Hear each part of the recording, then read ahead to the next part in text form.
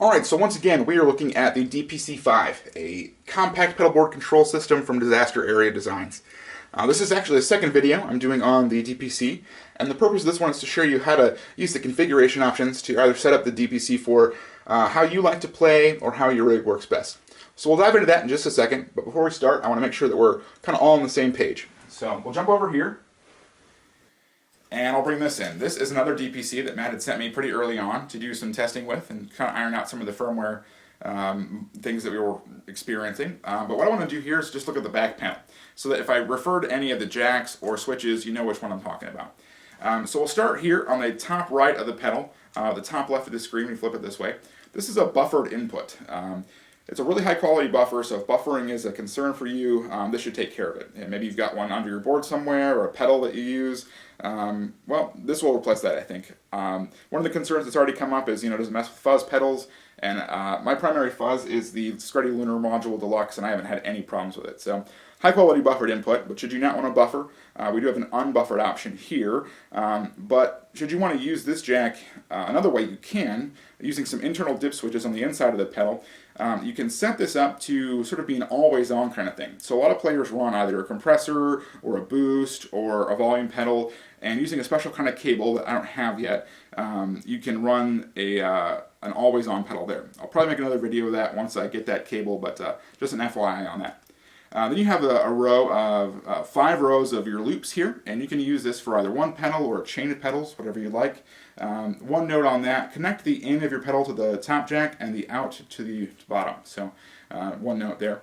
Then you have your standard output here that you can send to your out to your amp or out to more pedals in the chain, and then a tuner out, which is isolated from the signal. You can access that. It's sort of always on, but if you want to silently tune, you can do that a couple of different ways. So jumping from there, you have the MIDI in and out. You can chain these pedals should you want to. That seems kind of intense for me, but you can do that. And then we have a micro USB for updates or custom firmware, anything you need there. Then we have a TRS out and an expression out. I'll talk about those more in a little bit, and then your 9 volt power supply over here. So we'll flip back around here and talk about the buttons. When I talk about the buttons, we're going to go from right to left. We're going to go 1, 2, 3, 4, 5, and 6. So right to left, 1 through 5 with the 6 button up there. So a little long, but we'll jump back over to the other thing and I'll get more into the meat of it now. Alright, so I'll give you a refresher course on sort of what all the jacks and inputs and buttons are, and I want to quickly go through the 6 different modes you can access with the DPC, and then I'll go into the menu and show you how to kind of tweak those. So the first mode we have here is is indicated by the white LED.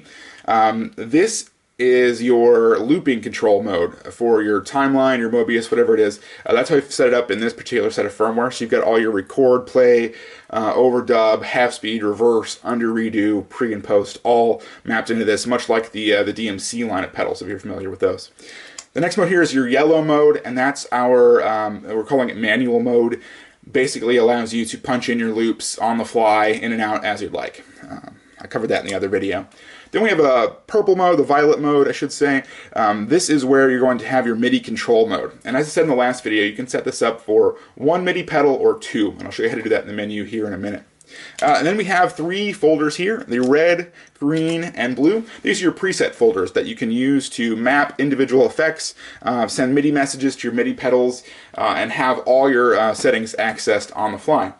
So there are 3 banks of 5 different presets, so it gives you 15 per bank, but there are actually 4 folders that you can access by holding down the first and second buttons.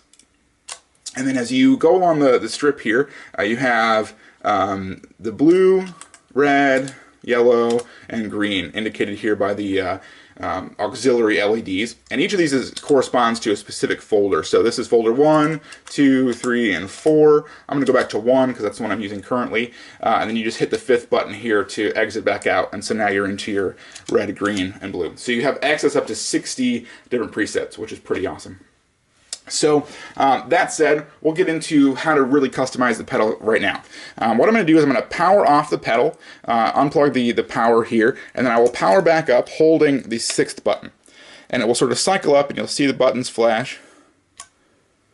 And oops, I didn't do it long enough. You have to hold it a little bit longer.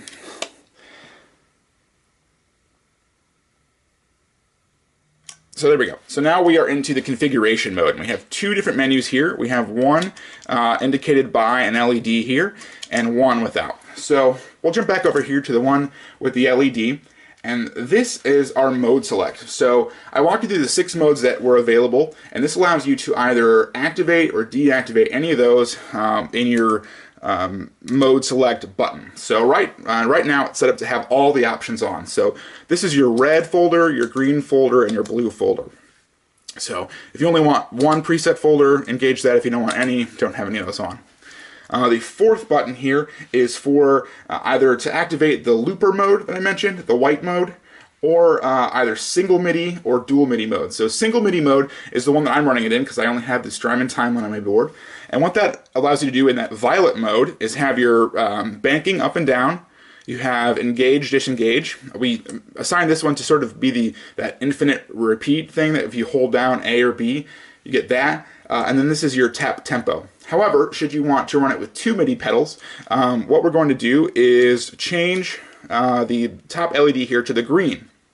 That allows you to use banking for pedal A on these 2 buttons, banking for pedal B on these 2 buttons. This will still be tap tempo, but if you hold it down, it will bypass pedal B, and if you hold down the mode select button here, it will bypass pedal A. You can hold them down to engage, bypass, whatever you want there. So we'll go through all the options here. One blue LED indicates that the looper mode is on, and that's it. So that's your white mode. This indicates that this is the dual MIDI mode, so you have both the pedals on. This is single MIDI mode with the looper mode, and then you have just the MIDI mode for 2 pedals, just the MIDI mode for 1, nothing at all. So the way that I typically set this up, like I said, is this way, with both the looper and the single MIDI mode engaged.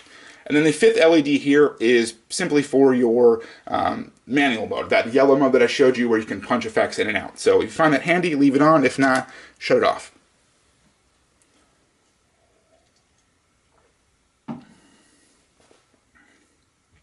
All right, and then jumping over to the other mode, not indicated by any LEDs, this is where you're going to basically set up your expression configuration. This can get a little complex, so hang with me here for just a second. But what we're going to do is talk about each of these 5 buttons again, starting with button 1. I'll turn this one off just so there's no confusion. So button 1 will basically assign what your tap tempo is going to be set to. So this is set to channel A, which is sort of that single MIDI mode, if that makes sense. So we'll have tap tempo on pedal A. What we'll do now is jump over to button 5, and this is tap tempo for MIDI pedal B. So if you want tap tempo on both of your pedals, engage these. Button 2 is for people with the side expression wheel on their pedals. I don't have one on mine, so I'm just going to quickly rush through this because it's not something that I use, but if you do have that expression wheel on the side, you can assign that to do a number of things. So on the second button here, if we have the single blue LED engaged, this is going to basically express whatever your MIDI pedal A is. So if that's your timeline or Mobius and you want to assign certain things to expression control, that's what that's going to be. If you go over to red, this is going to be your second pedal, your channel B. So if you have a timeline and a Mobius and you just want to express the Mobius, you can do that. This is going to be for both of them. If you want to be able to tweak both of them on the fly with the expression wheel, have both on.